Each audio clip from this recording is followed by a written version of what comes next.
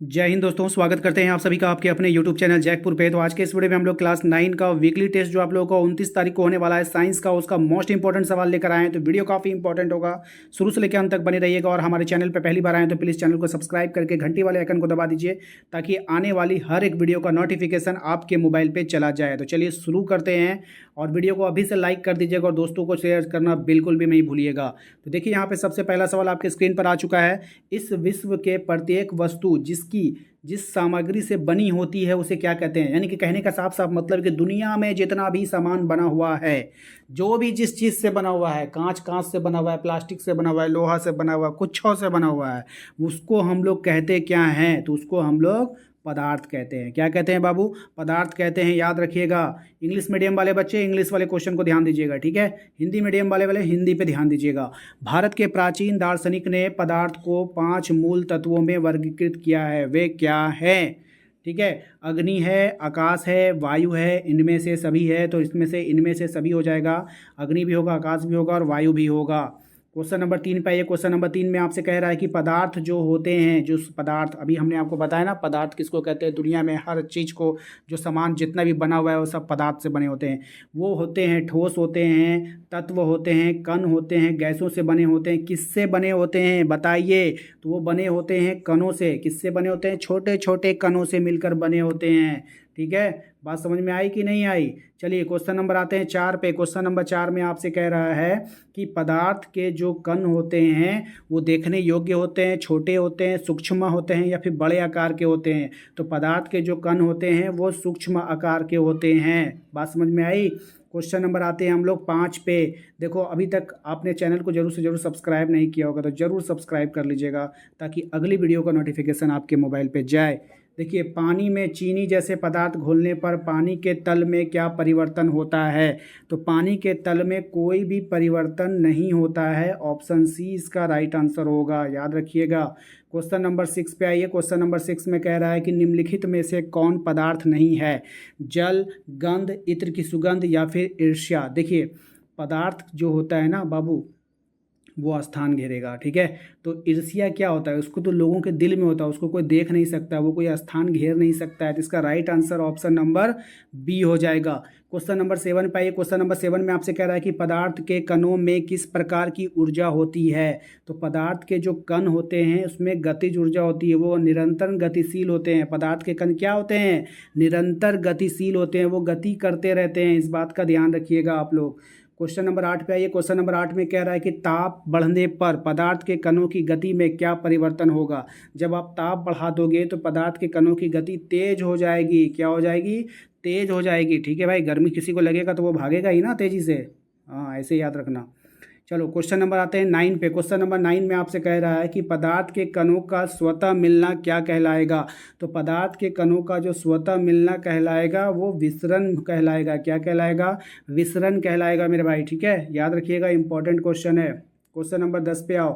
कह रहा है कि पानी में नमक जैसे पदार्थ घोलने पर पानी के स्तर में कोई परिवर्तन नहीं होता है।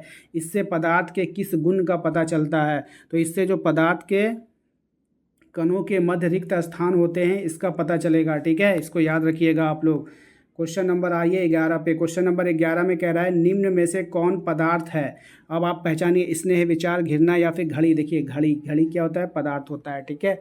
बाकी घड़ी को आप कहीं पे रख दो, वो जगह छेक लेगा, उसका कुछ वजन होगा, है ना। तो ये पदार्थ हो गया। क्वेश्चन नंबर आते हैं 12 पे। क्वेश्चन नंबर 12 में कह रहा है कि ठोस के कणों के बीच आकर्षण बल होता है। जो ठोस होते हैं उसमें आकर्षण बल क्या होता है? अधिक होता है, तभी तो वो ठोस है, वरना फिर ठोस कहाँ से होंगे, ठीक है। क्वेश्चन नंबर आते हैं 13 पे। कह रहा है बाह्य बल लगाने पर ठोस की आकृति में क्या परिवर्तन होता है? ठोस की आकृति नहीं बदलती है। आप लोहा को कितना भी बल लगा लो, क्या वो टेढ़ा हो जाएगा? नहीं होगा, जब तक उसको हम लोग किसी और तरीके से टेढ़ा नहीं करेंगे, ठीक है। चलिए अगले सवाल पे आते हैं। अगला सवाल देखिए क्वेश्चन नंबर 14 पे। क्वेश्चन नंबर 14 में कह रहा है कि द्रवों का क्या होता है? जो द्रव होते हैं ना उसका आकार अनिश्चित होता है। द्रव यानी लिक्विड, पानी। पानी का कोई आकार होता है? जो बर्तन में डाल दो आसान हो जाएगा, गोल में डालो गोल हो जाएगा, लंबा में डालो लंबा हो जाएगा, चपटा में डालो चपटा हो जाएगा, नाली में बहा दो बह जाएगा। उसका कोई भी आकार निश्चित नहीं होता है, आकार अनिश्चित होता है। उसके बाद आयतन लेकिन उसका निश्चित होगा, याद रखिएगा। आकार जो होगा वो अनिश्चित होगा लेकिन आयतन क्या होगा, निश्चित होगा। ऑप्शन नंबर बी हमारा यहाँ पे राइट आंसर हो जाएगा, ठीक है, याद रखना है सभी को। क्वेश्चन नंबर 15 पे आइए। क्वेश्चन नंबर 15 में कह रहा है कि गैसीय अवस्था में कणों की गति कैसी होती है। तो गैसीय अवस्था में जो कणों की गति होती है वो कैसी होगी, तो वो अनियमित और तीव्र होगी, तभी ना उसका अनियमित गति होती है, मतलब उसमें कोई नियम लागू नहीं होगा, जिधर मन तिधर बह जाएगी, ठीक है। बात समझ में आए कि नहीं। आप इतर मारो, इतर ऐसा गन थोड़ी कि आपको सेंट लगेगा, आप बगल वाले को भी चला जाएगा, पड़ोसी के यहाँ भी चला जाएगा। देखते हो किसी का अच्छा खाना बनता है तो उसका भी सेंट आपके पास आ जाता है। क्यों आता है, क्योंकि अनियमित है। अब उसको वो उसका सेंट उसको बोलकर थोड़ी आएगा कि वो आपके यहाँ जा रहा है, ठीक है, उसका कोई भी नियम नहीं होता है। द्रवों में, ठीक है, क्या है, द्रवों में किसका विसरण संभव है। जो द्रव होते हैं उसमें किसका विसरण संभव है ये आपको बतानी है। तो द्रवों में जो विसरण संभव होगा वो तीनों का होगा, ठोस का, द्रव का और गैस का, तीनों का, याद रखिएगा, इंपॉर्टेंट सवाल है। क्वेश्चन नंबर आइए 17 पे कह रहा है कि ठोस पदार्थों का, क्या बोल रहा है, ठोस पदार्थों का क्या होता है, ठोस पदार्थों का आकार निश्चित होगा, आयतन निश्चित होगा, दोनों निश्चित होगा। ऑप्शन सी हमारा यहाँ पे राइट आंसर होगा, ठीक है। क्वेश्चन नंबर 18 पे आइए। कह रहा है कि निम्नलिखित पदार्थों में से किसकी संपीड़ितता अधिक है, यानी कि कौन से पदार्थ की संपीड़ितता जो होती है वो अधिक होती है। तो गैस की जो संपीड़ितता होती है वो अधिक होती है, याद रखिएगा। क्वेश्चन नंबर आते हैं 19 पे। कहा जा रहा है निम्नलिखित में से किन पदार्थ के कणों के मध्य रिक्त स्थान अधिक होता है। तो किन पदार्थों के मध्य रिक्त स्थान अधिक होगा, तो गैस के मध्य जो होगा ना वो रिक्त स्थान क्या होता है, अधिक होता है। क्वेश्चन नंबर आते हैं 20 पे। क्वेश्चन नंबर 20 में कह रहा है कि वाहनों में ईंधन के रूप में किस गैस का उपयोग होगा। तो वाहनों में जो ईंधन, जो फ्यूल के रूप में जो प्रयोग किया जाता है वो CNG के रूप प्रयोग किया जाएगा। ऑप्शन नंबर ए हमारा यहाँ पे राइट आंसर हो जाएगा। चलिए क्वेश्चन नंबर आते हैं हम लोग 21 पे। क्वेश्चन नंबर 21 में आपसे कहा जा रहा है कि गैसों के कणों के बीच आकर्षण बल द्रव के कणों की अपेक्षा क्या होता है। तो ये जो द्रव के कणों की जो अपेक्षा होगा वो अधिक होगा, क्या होगा, अधिक होगा, ठीक है। क्वेश्चन नंबर 22 पे आते हैं। कह रहा है स्विमिंग पूल में गोताखोर पानी काट पाता है, क्या कारण है इसका। क्यों, क्योंकि पानी के कणों के बीच रिक्त स्थान होता है, तभी वो हमारे हाथ मारने पर इधर उधर पानी भागता है।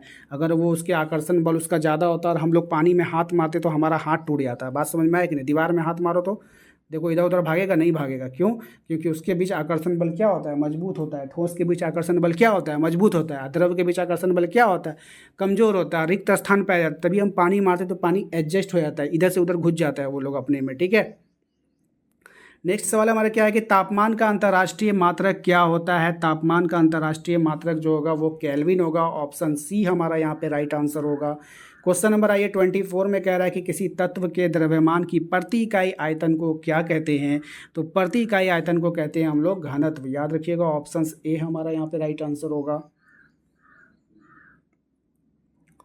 चलिए आते हैं क्वेश्चन नंबर 25 में। 25 में कह रहा है कि बर्तन की दीवार पर गैस के कणों द्वारा इकाई क्षेत्रफल पर पड़ने वाले बल के कारण गैस बनता है, ठीक है। बल के कारण, क्षेत्रफल पर पड़ने वाले बल के कारण गैस में बनता है, क्या बनता है आपको बताना है। राइट आंसर हो जाएगा ऑप्शन नंबर ए, दबाव। क्या बनता है, दबाव बनता है। बर्तन की दीवार पर गैस के कण के द्वारा जो इकाई क्षेत्रफल पर पड़ने वाला बल, जो गैस की दीवार पर गैस के कण द्वारा जो बल लगाया जाता है ना, तो उसको हम लोग दबाव बोलते हैं। क्या बोलते हैं, प्रेशर बोलते हैं, दबाव बोलते हैं, ठीक है।